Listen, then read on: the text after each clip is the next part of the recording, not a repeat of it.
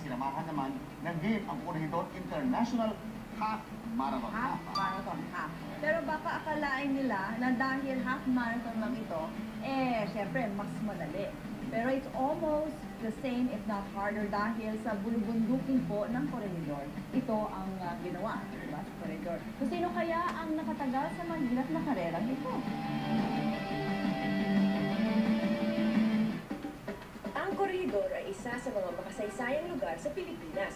Nagsilbi itong huling tanggulan ng mga Pilipinong sundalo laban sa mga Hapon noong World War II. Ngayon, ang makasaysayang lugar na ito ay isa ng tourist destination. Isang marathon ang dinaos dito kamakailan lang para gunitain ang kahalagahan ng islang ito.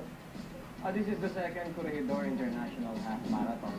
This is our second year of celebrating and commemorating the historical importance of the island and the heroism of our predecessors and forefathers in the best way that we could, which is running.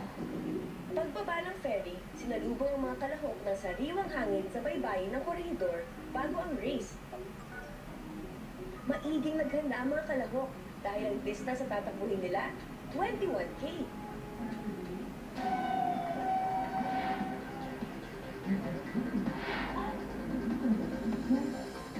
Unang bumungad sa runners ang mile-long barracks na nagsilbing quarters ng mga Pilipinong sundalo noong gera. Nadaanan din nila ang mga lumang kanyon at batteries na dating ginamit ng mga sundalo. Parte rin ng race ang pagdaan sa lumang Spanish lighthouse na ito. Dinarap din ng mga kalahok ang Killer Hill. Ito ang pinakamahirap na parte ng race. The inclination, angle of inclination is about 60 degrees.